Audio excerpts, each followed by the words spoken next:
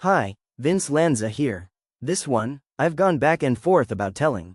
It's one of those, only in the Coast Guard, stories that really shows the times we were living in. We had just gotten our first female crew member at the station, a second-class boatswain's mate. She was tough, smart, and determined to prove herself, no doubt about it. But she had this one line she used all the time: anything a man can do, I can do better.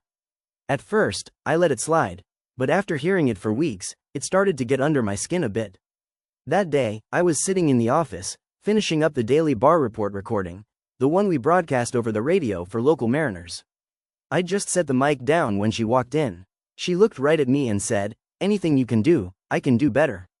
Without missing a beat, I said, "Better, or willing to do?" That stopped her for a second. Then she grinned and said, "Anything you can do, I'm willing to do, and if not, I'll give you $50. I raised an eyebrow. "You sure about that?" "Absolutely," she said. Right about then, two of the guys walked in, and I told them, "You might want to stick around, we've got a wager." They agreed to witness it. So I stood up, walked around the desk, and headed for the window. It was one of those big office windows, with the bottom section that pushed out at an angle. I opened it, unzipped, and, well, let nature take its course. The room went dead quiet for a second, and then they all just about fell over laughing. She stomped off in a huff. 10 minutes later, she came back, didn't say a word, and slapped two 20s and a 10 down on the desk. I'm not telling this story to brag, far from it.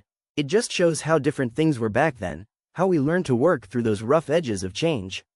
The Coast Guard was evolving, and so were we.